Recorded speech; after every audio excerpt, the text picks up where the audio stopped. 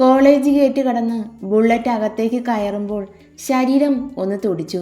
Bullet park ചെയ്ത് തല ചരിച്ച് അരഭിത്തിയിൽ ചാരി നിൽക്കുന്ന കൂട്ടുകാരെ നോക്കി ചിരിച്ചു. കണ്ണുകൾ ചുറ്റിനും ഒന്ന് പരതുമ്പോൾ മെർലിൻ്റെ സ്കൂട്ടിയും വന്നു. മെർലിനും സൈറയും അവനെ ഒന്ന് നോക്കി. ആദർശ് ചിരിച്ചു. രണ്ടുപേരും സ്കൂട്ടിയിൽ നിന്നിറങ്ങി നിതിനും വരുണിനും പ്രവീണിനും അരികിലേക്ക് നടന്നു. ഇവർക്കിതെന്തു പറ്റി? എല്ലാ മുഖങ്ങളിലും ഗൗരവമാണല്ലോ. കീയും കയ്യിലിട്ട് കറക്കി 5 പേർക്കും അരികിലേക്ക് നടന്നു. എന്താണ്, എല്ലാവരും ഗൗരവത്തിലാണല്ലോ. 5 മുഖങ്ങളിലും മാറി മാറി നോക്കി. എന്നാ പറ്റി കൊച്ചേ? ഒരു ചിരി സമ്മാനിക്കാം, ഇത് ബോറ്. മെർലിനെ നോക്കി അവൻ പറയുമ്പോൾ അവൾ വേദനയോടെ ചിരിച്ചു. അല്ല, എൻ്റെ പെണ്ണ് വന്നില്ലേ? ക്ലാസ് തുടങ്ങാറായല്ലോ. അവൻ്റെ കണ്ണുകൾ ഗേറ്റ് ഭാഗത്തേക്ക് ഓടിയെത്തി. ആദർശേ, നിതിൻ്റെ കൈ അവൻ്റെ തോളിൽ അമർന്നു. അവളിനി വരില്ല. പഠിത്തം നിർത്തി. പെട്ടെന്ന് നിതിൻ പറയുമ്പോൾ ആദർശ് ചിരിച്ചു. നീ തമാശ പറയുവാണോ? നിതിൻ ബാക്കി 3 പേരുടെയും മുഖത്തേക്ക് നോക്കി. സത്യാണ്, അവളിനി വരില്ല. മെർലിനും പറഞ്ഞു. ആദർശിൻ്റെ മുഖം ചുളിഞ്ഞു. എന്താ എന്താ കാരണം? ഞാനും നാച്ചുവും തമ്മിലുള്ള ബന്ധം വീട്ടിലറിഞ്ഞോ? നിങ്ങളോട് ആര് പറഞ്ഞു? ഒന്നു വിടാതെ അവൻ്റെ ചോദ്യം ഉയർന്നു. അത് നക്ഷത്രയുടെ അപ്പ മരിച്ചു. നോ, നിനക്ക് വട്ടായോ നിതിൻ? പോകുന്നതിൻ്റെ തലേ ദിവസം ഞാൻ അപ്പയെ കണ്ടതാ. ശാരീരികമായി പ്രശ്നങ്ങളൊന്നും ഉണ്ടായിരുന്നില്ലല്ലോ. വേദനയോടെ അരഭിത്തിയിലേക്ക് ചാരി നിന്നു. പ്രശ്നം എന്താണെന്നൊന്നും അറിയില്ല. മരിച്ചിട്ട് ഇന്ന് 3 ഞങ്ങളെല്ലാവരും പോയി. പക്ഷേ സംസ്കാരം കഴിഞ്ഞിരുന്നു. എൻ്റെ നാച്ചു, അവളെ കണ്ടോടാ? കണ്ണുകൾ നിറയുമ്പോൾ വെപ്രാളത്തിൽ ചോദിച്ചു. നിതിൻ തല താഴ്ത്തി നിന്നു. ആദർശിൻ്റെ കണ്ണുകൾ പ്രവീണിലും വരുണിലുമായി പതിച്ചു. ഞങ്ങൾക്ക് കാണാൻ പറ്റില്ലടാ. വരുൺ പറയുമ്പോൾ ആദർശിൻ്റെ മുഖം ചുളിഞ്ഞു. അതെന്താ കാണാൻ പാടില്ലാന്ന് ആചാരമുണ്ടോ? സംശയത്തിൽ ചോദിച്ചു. അങ്ങനെയൊന്നുമില്ല ഏട്ടാ, മെർലിൻ ഉറപ്പോടെ പറഞ്ഞ് അവന് മുന്നിലേക്ക് വന്നു. ഇവരെ 3 പേരെയും ആ വീട്ടിലേക്ക് കയറ്റിയില്ല. എന്നെയും സൈറയും മാത്രം കയറ്റി. ആൺകുട്ടികൾ അവളെ കാണണ്ടെന്ന് പറഞ്ഞു. ആര് പറഞ്ഞു? ദേഷ്യത്തോടെ അവൻ്റെ സ്വരം ഉയർന്നു. നക്ഷത്രയുടെ ചേച്ചിയുടെ ഭർത്താവ്. എന്നെ അയാൾ തല്ലി. തിരികെ വരാൻ നേരം അവൻ പറഞ്ഞു, ഇനി നക്ഷത്രയെ കാണാൻ ആരും ആ പടി ചവിട്ടരുതെന്ന്. രോഷത്തോടെ പല്ല് കടിച്ചു പിടിച്ച് നിതിൽ നിന്ന് വിറച്ചു. ആദർശ് അവൻ്റെ മുഖത്തേക്ക് സൂക്ഷിച്ചു നോക്കി. വേദനിച്ചോടാ. കവിളിൽ പതിയെ തഴുകി. ഏയ് സാരല്ല ചേട്ടാ. സൈറ ആദർശിൻ്റെ കയ്യിൽ പിടിച്ചു. അവൻ തല ഉയർത്തി പകുതി മാത്രം വെളുവായ അവളുടെ മുഖത്തേക്കും ആ കയ്യിലേക്ക് നോക്കി. ഞാൻ ആദ്യമായ അന്യനായ ഒരു പുരുഷൻ്റെ കയ്യിൽ സ്പർശിക്കുന്നത് ഒരേട്ടൻ്റെ സ്ഥാനത്ത് കാണുന്നത് കൊണ്ടാ. അവളുടെ താഴ്ന്ന സ്വരം. അവൻ ചിരിച്ചു. നക്ഷത്രയെ രക്ഷിക്കണം. ആ പാവം ആ വീട്ടിൽ തനിച്ച. അതിന് ആരുമില്ല. കുളിയും നനയും ഒന്നുമില്ല. ഒരു ഭ്രാന്തിയെ പോലെ. ഞങ്ങൾ ചെല്ലുമ്പോൾ ആദ്യേട്ടൻ വന്നോന്നാ ആദ്യം ചോദിച്ചത്. ഒരുപാട് കരഞ്ഞു. വിങ്ങലോടെ പറയുമ്പോൾ അവളുടെ സ്വരമിടറി. കണ്ണുകൾ നിറഞ്ഞൊഴുകി. സൈറ, പതിയെ ആദർശ് വിളിച്ചു. നാച്ചു മറ്റെന്തേലും പറഞ്ഞു. അത് അപ്പയെ കൊന്നതാ എന്ന് മാത്രം പറയുക. പിന്നെ എന്തോ പറയാൻ വന്നതും ആ ചേച്ചി അകത്തേക്ക് കയറി വന്നു. പോകുന്നില്ലേന്ന് ചോദിച്ചു. അവരുടെ മുഖത്ത് ഇഷ്ടക്കുറവ്. ഞങ്ങൾ അപ്പോൾ തന്നെ ഇറങ്ങി. ആദർശ് കടുപ്പത്തിൽ മൂളി. പതിയെ മുന്നിലേക്ക് നടന്നു. ബുള്ളറ്റിൽ കയറി. എടാ ആദർശേ, നീ ഇത് എവിടെ പോവാ? നിതിനും വരുണും പ്രവീണും അരികിലേക്ക് ചെന്നു. എനിക്ക് എൻ്റെ പെണ്ണിനെ കാണണം. വേണ്ട ആദർശേ, അവൻ സമ്മതിക്കില്ല. അതിക്രമിച്ച് കയറി കാണാനും സാധിക്കില്ല. അത് ഒരു മരണവീടാ. ബന്ധുക്കളും നാട്ടുകാരുമുണ്ട്. നിതിൻ അവൻ്റെ മുഖത്തേക്ക് നോക്കി പറഞ്ഞു. ഇനി എന്തു തന്നെ ആയാലും ഞാൻ എൻ്റെ നാച്ചുവിനെ കാണും. ബുള്ളറ്റ് സ്റ്റാർട്ടായി. തല ചരിച്ച് 5 പേരെയും നോക്കി. കോളേജിൽ ഇനി നാച്ചു വരില്ല എന്ന് പറഞ്ഞത് അവനായിരിക്കും അല്ലേ? ആ, അവൻ തന്നെയാ. ഒറ്റ നോട്ടത്തിൽ അവനൊരു ഗുണ്ടയാ. പക്കാ താന്തോന്നി. പ്രവീണും വരുണും ഒരേ സ്വരത്തിൽ പറഞ്ഞു. ആദർശിൻ്റെ ബുള്ളറ്റ് ഗേറ്റ് കടന്നു മറഞ്ഞു. ഇന്ന് അവൻ്റെ കാര്യത്തിൽ ഒരു തീരുമാനമുണ്ടാകും. ലോറി ഡ്രൈവർക്ക് ഒരു ബെഡ് ബുക്ക് ചെയ്യേണ്ടി വരും. നിതിൻ്റെ ചിരിച്ച മുഖം. ബുക്ക് ചെയ്യുമ്പോൾ വാട്ടർ ബെഡ് തന്നെ ആയിക്കോട്ടെ. മുന്നിലേക്ക് നടക്കുന്ന കൂട്ടത്തിൽ മെർലിൻ പറഞ്ഞു. എടാ നിതിൻ, അവള് നിന്നോടല്ലേ പറഞ്ഞത്? അതും ചിരിയോടെ. ആള് മൂക്കും കുത്തി വീണുന്നാ തോന്നുന്നത്. ഒരടി കിട്ടിയാൽ എന്താ സെറ്റായില്ലേ? പ്രവീണും വരുണും അവനെ പൊക്കിയെടുത്തു. ദൂരം പിന്നിട്ട യാത്ര. അവളെ ഒരു നോക്ക് കാണാൻ ചേർത്ത് പിടിക്കാൻ കൊതിക്കുന്ന കണ്ണും ഹൃദയവും. നാച്ചൂട്ട. വേദനയോടെ ഹൃദയം ആ പെണ്ണിൻ്റെ പേര് ചൊല്ലി കരഞ്ഞു. ഇതിപ്പോൾ എങ്ങോട്ടേക്കാ പോവുക? കവലയിൽ ബുള്ളറ്റ് സൈഡൊതുക്കി ചുറ്റിനും ഒന്ന് കറങ്ങി നോക്കി. ഒരു ചെറിയ ചായക്കട കണ്ണിലുടക്കി. ഗ്ലാസ് ബോക്സ് നിറയെ പരിപ്പ് വട. അവളുടെ ചിരിച്ച മുഖം ഓർമ്മയിലേക്ക് വരുമ്പോൾ ആദർശിൻ്റെ കണ്ണുകൾ നിറഞ്ഞു. ക്ഷേത്രത്തിലേക്ക് പോയതുപോലെ വീടും ചോദിച്ചറിയാം. ബുള്ളറ്റ് മുന്നിലേക്ക് നീങ്ങി. ചായക്കടയ്ക്ക് ചേർത്ത് സൈഡൊതുക്കി. ചേട്ടാ, ഈ വാര്യരുടെ വീട് 2 ദിവസം മുന്നേ മരിച്ച? ചായ 2-3 ഗ്ലാസ്സിലേക്ക് പകർത്തുന്ന ആളിനെ നോക്കി ചോദിച്ചു. അയാളുടെ മുഖം ചുളിഞ്ഞു. കൃഷ്ണക്ഷേത്രത്തിലെ തിരുമേനിയായിരുന്നു. ആദർശ് പറയുമ്പോൾ അയാളുടെ മുഖം ഇരുണ്ടു. അവനെ അടിമുടി നോക്കി. ജഗന്റെ കൂട്ടുകാരനാവും അല്ലേ? നിനക്കൊക്കെ എന്തിൻ്റെ കേടാ? പാവം ആ കൊച്ചിൻ്റെ ഒരു വിധിയെ, അയാൾ ഉറക്കെ പറഞ്ഞു. മാഷേ, ദേ ഒരു ചെക്കൻ വാര്യരുടെ വീട് തിരക്കി വന്ന് നിൽക്കുക. എന്താ ചെയ്യേണ്ടേ? അകത്തേക്ക് നോക്കി കടക്കാരൻ പറയുമ്പോൾ ആദർശ് ശ്വാസം ആഞ്ഞു വലിച്ചു. ദൈവമേ, രക്ഷപ്പെട്ടു. ആ മാഷാവും. വേണുമാഷ് കയ്യിലിരുന്ന ചായ ഗ്ലാസ് ടേബിളിലേക്ക് വെച്ച് വേഗത്തിൽ പുറത്തേക്ക് നടന്നു. ഞങ്ങളും വരാം മാഷേ. അവൻ്റെ ശിങ്കിടിയാണെങ്കിൽ ഇടിച്ച് എല്ലൂരിയെടുക്കണം. കടയിൽ ചായ കുടിക്കാൻ കൂടിയവരെല്ലാം മാഷിന് പിന്നാലെ പുറത്തേക്കിറങ്ങി. ആരാ? എന്താ വേണ്ടേ? കടുപ്പത്തിൽ മാഷ് ചോദിക്കുമ്പോൾ ആദർശ് ഹെൽമറ്റ് ഊരി മാറ്റി. മാഷിന് എന്നെ മനസ്സിലായില്ലേ? കുട്ടിയെ ഞാൻ എവിടെയോ? സംശയത്തോടെ മാഷ് തലമുടിയിൽ തഴുകി.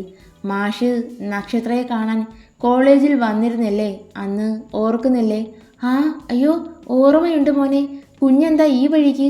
വെപ്രാളത്തോടെ ചോദിച്ച് തിരിഞ്ഞ് പിന്നിൽ കൂടി നിൽക്കുന്നവരെ നോക്കി. ഈ മോനെ എനിക്കറിയാം. എല്ലാവരും കടയ്ക്കകത്തേക്ക് കയറി. മാഷ് ആദർശിൻ്റെ മുഖത്തേക്ക് നോക്കി.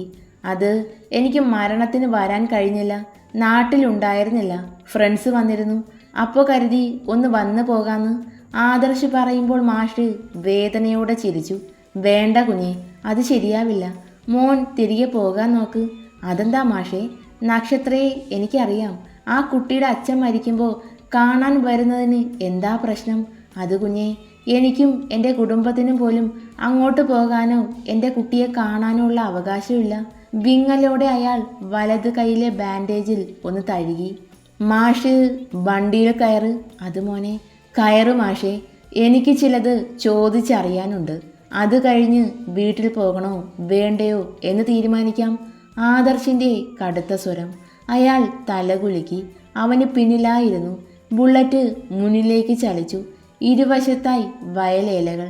നേർത്ത കാറ്റ് അവനെ തഴുകി കടന്നു പോകുമ്പോൾ ആദർശ് ബുള്ളറ്റ് സൈഡൊതുക്കി. മാഷ് ഇറങ്ങി. പിന്നാലെ ആദർശും. ഈ കൈക്ക് എന്ത് പറ്റിയ തമാഷേ? പെട്ടെന്ന് ആദർശ് ചോദിച്ചു. അയാൾ നിർവികാരമായി പാകമായി ചരിഞ്ഞു കിടക്കുന്ന നെൽക്കതിരിലേക്ക് നോക്കി നിന്നു. മാഷേ, അവൻ്റെ ഉറച്ച കൈ അയാളുടെ തോളിൽ മുറുകി. എൻ്റെ വാര്യർക്ക് ഞാൻ കൊടുത്ത വാക്ക് അത് അവസാന വാക്കായിരുന്നു. പാലിക്കാൻ ഈ വയസ്സിന് കഴിഞ്ഞില്ല. ഇനി കഴിയുകയുമില്ല. മരിക്കുവോളം ആ വേദന എന്നെ വിട്ടു പോവില്ല. ആദർശ് അയാളുടെ നിറഞ്ഞു വരുന്ന കണ്ണിലേക്ക് തന്നെ നോക്കി നെഞ്ചത്ത് ഇരുകൈയും പിണച്ചു കെട്ടി നിന്നു. എന്തായിരുന്നു മാഷേ ആ വാക്ക്? എല്ലാം ഒന്നൊന്നായി പറയുമ്പോൾ ആദർശിൻ്റെ മുഖമൊന്ന് ചുവന്ന് കയറി. ദേഷ്യത്തോടെ പല്ല് കടിച്ചു പിടിച്ചു. പ്രായം ചെന്നതാണ് എന്ന് നോക്കാതെ തല്ലി ചതച്ചു കുഞ്ഞെ. സൈലൻ്റ് അറ്റാക്കായിരുന്നു. നക്ഷത്രമോളെ ഓർത്ത് നെഞ്ച് പൊട്ടിയാ പോയത്. അവസാനമായി എൻ്റെ കയ്യിൽ മുറുകിയ ആ കൈയുടെ ചൂട് അതേ ഇപ്പോഴും എൻ്റെ കയ്യിൽ നിന്ന് പോയിട്ടില്ല. വിതുമ്പലോടെ ഒടിഞ്ഞ കൈവെള്ള ആദർശിന് മുന്നിലേക്ക് നീട്ടി. അവൻ ആ കയ്യിൽ പതിയെ തഴുകി. ഞാനെന്നും നക്ഷത്രമോൾക്ക് ഒപ്പം കാണും എന്ന് വാക്ക് കൊടുത്തിട്ട് എൻ്റെ കുഞ്ഞിനെ ഒറ്റയ്ക്കാക്കി അന്ന് തന്നെ ആ പടി ഇറങ്ങേണ്ടി വന്നു. കണ്ണുകൾ നിറഞ്ഞൊഴുകുന്ന മാഷിൻ്റെ തോളിലൂടെ കൈയിട്ട് ചേർത്ത് പിടിച്ചു. അവൻ തന്ന സമ്മാനാണോ ഈ കയ്യിൽ? മാഷൊന്ന് മൂളി. ആദർശ് ബുള്ളറ്റ് സ്റ്റാർട്ട് ചെയ്തു. അയാളുടെ മുഖത്തേക്ക് നോക്കി. മോൻ പോവുമല്ലേ? ഇനി കാണാൻ കഴിയുമോ എന്നറിയില്ല. ഇടർച്ചയോടെ പറയുമ്പോൾ ആദർശ് ചിരിച്ചു. ആദർശ് മരണ വീട് തേടി വന്നിട്ടുണ്ടിൽ കാണേണ്ട ആളിനെ കണ്ടിട്ടേ പോകൂ മാഷ്, കയറ്. ഉറപ്പോടെയുള്ള സ്വരം. അയാൾ തല കുലുക്കിക്കൊണ്ട് പിന്നിലായിരുന്നു. മാഷ് പറഞ്ഞു കൊടുത്ത വഴിയിലൂടെ മുന്നിലേക്ക് പാഞ്ഞു. മോനെ, ദേ ഇതാണ് വീട്. ഒരു പടിപ്പുരയ്ക്ക് മുന്നിലെത്തുമ്പോൾ മാഷ് പറഞ്ഞു. അവൻ വണ്ടി സൈഡൊതുക്കി. മാഷ് വരുന്നില്ലേ? പരിങ്ങലോടെ നിൽക്കുമ്പോൾ ആദർശ് ചോദിച്ചു. ഇല്ല മോനെ, ഇനി അതിനും കൂടി ആ കുഞ്ഞിനെ ഉപദ്രവിക്കും. ഞാൻ കാരണം വേണ്ട. അയാൾ മതിൽക്കെട്ടിന് മറവിലേക്ക് നീങ്ങി നിന്നു. ആദർശ് ചിരിയോടെ മാഷിൻ്റെ കയ്യിൽ അമർത്തി പിടിച്ചു. മാഷിൻ്റെ മകളല്ലേ വേണി? ആ അതെ. കുഞ്ഞിന് എങ്ങനെ അറിയാം? സംശയത്തിൽ ചോദിച്ചു. മാഷ് തന്നെയല്ലേ കുറച്ച് മുൻപ് പറഞ്ഞത്? ഇപ്പോൾ ആ കുട്ടിയെ വിളിക്ക്. ഇവിടെ വരെ ഒന്ന് വരാൻ പറയ്.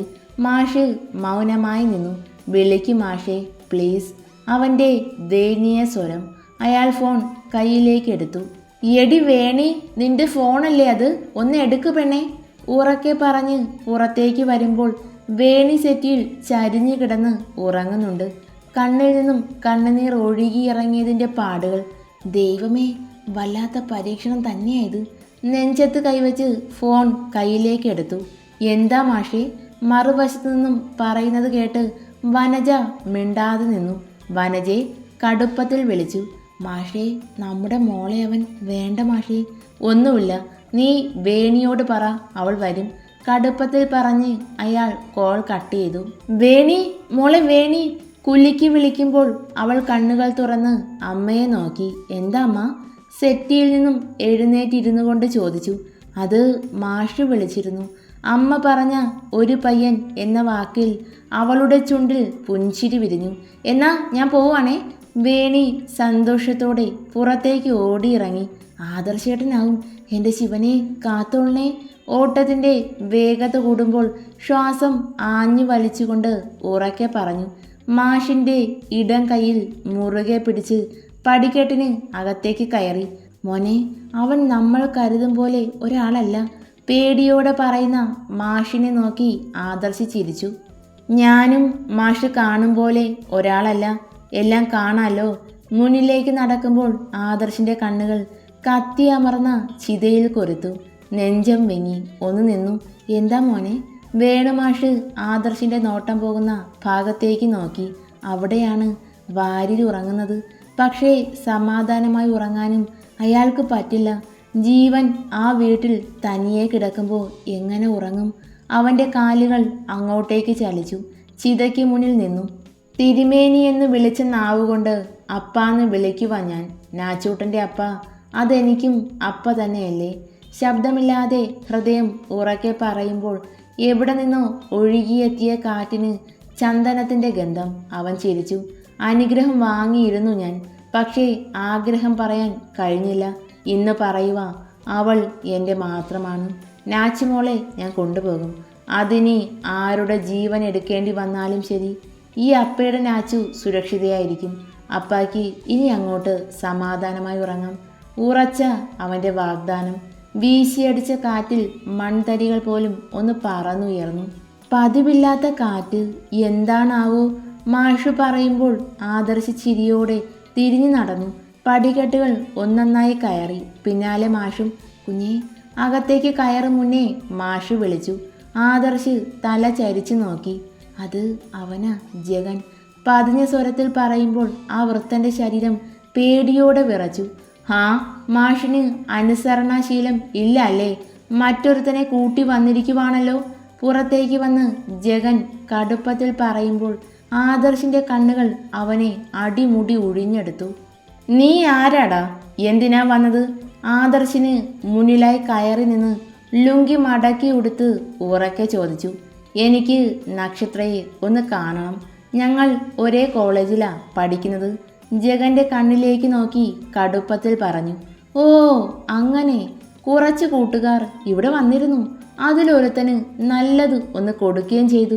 അവനും നക്ഷത്രയെ കണ്ടേ മതിയാകൂ അത്രേ. പിന്നെന്താ ചെയ്യുക? കയ്യങ്ങ് തരിച്ചു കയറി.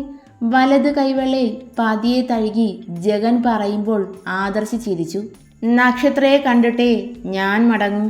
അപ്പോൾ നീ വാങ്ങി കൂട്ടിയിട്ടേ പോകൂ. ഗർജിക്കും പോലുള്ള ജഗന്റെ സ്വരം. ബന്ധുക്കളും നേത്രയും ഹാളിലേക്ക് വന്നു. ആരാ ജഗേട്ട? ഉറക്കെ ചോദിച്ചുകൊണ്ട് വരുന്ന സ്ത്രീരൂപം. ആദർശ് ചുളിഞ്ഞ മുഖത്തോടെ മാഷിനെ തല ചരിച്ചു നോക്കി. നേത്ര പതിയെ പറഞ്ഞു. അവൻ കൈമുഷ്ടി ചുരുട്ടി പിടിച്ചു. എനിക്ക് നക്ഷത്രയെ കാണണം, ഉറപ്പോടെ വീണ്ടും പറഞ്ഞു. കാണാൻ പറ്റില്ല. ജഗന്റെ കൈകൾ ആദർശിന്റെ ഷർട്ടിന്റെ കോളറിൽ മുറുകി. അത് പറയാൻ നീ ആരാ? കൈയെടുക്കടാ. ആദർശിന്റെ ക്രൂരമായ ഭാവം. ജഗനെ പിടിച്ച് പിന്നിലേക്ക് തള്ളി അകത്തേക്ക് കയറി. തിരിഞ്ഞ് പുറത്തു നിൽക്കുന്ന മാഷിനെ നോക്കി. വാ മാഷേ, ഇവൻ സിംഹമൊന്നുമല്ല. മാഷിന്റെ കണ്ണിൽ പേടി. അയാൾ ആദർശിന് അരികിലായി നിന്നു. നിങ്ങൾ നക്ഷത്രയെ വിളിക്കുന്നോ അതോ? നേത്രയുടെ മുഖത്തേക്ക് നോക്കി ചോദിച്ചു. ഇവിടെ ആരും അവളെ വിളിക്കില്ല, നീ കാണുകയുമില്ല. ഉറക്കെ ജഗൻ പറയുമ്പോൾ ആദർശിന്റെ ചിരിശബ്ദമുയർന്നു. ആരും വിളിക്കണ്ട, പക്ഷേ അവൾ വരും. കാണണോ നിനക്ക്? ജഗനെ നോക്കി കടുപ്പത്തിൽ ചോദിച്ചു. എൻ്റെ ശിവനെ, എത്തി. പടിക്കെട്ടുകൾ ഓടിക്കയറിക്കൊണ്ട് വേണി പറഞ്ഞു. അച്ഛാ, ഉറക്കെയുള്ള വേണിയുടെ സ്വരം. മാഷ് തിരിഞ്ഞു നോക്കി. ഒപ്പം ആദർശും. ഇതാണോ നക്ഷത്ര പറയാറുള്ള അവളുടെ ആദർശേട്ടൻ? സംശയത്തോടെ വേണിയുടെ കണ്ണുകൾ അവൻ്റെ മുഖത്ത് തന്നെ ഉറച്ചു നിന്നു. ആദർശ് ചിരിച്ചു. നാച്ചൂട്ടാ, ഉറക്കെ ആദർശ് വിളിച്ചു. ഇതാ അത് തന്നെ. അപ്പോ ഇന്ന് പൊളിക്കും. വേണി തല കുലുക്കി ചിരിച്ചു. നാച്ചൂട്ടനോ?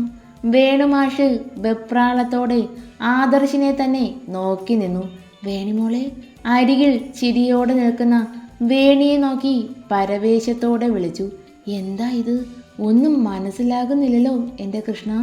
അറിയാതെ അവനെ നീട്ടി വിളിക്കുമ്പോൾ ശ്രീകോവിലിന് അകത്തിരുന്നവൻ്റെ ചുണ്ടിലും ചിരി വിടർന്നു. നിത്യം തന്നെ പൂജിക്കുന്നവൻ്റെ വിടവാങ്ങലിൽ വേദനയിൽ കുതിർന്ന ചിരി.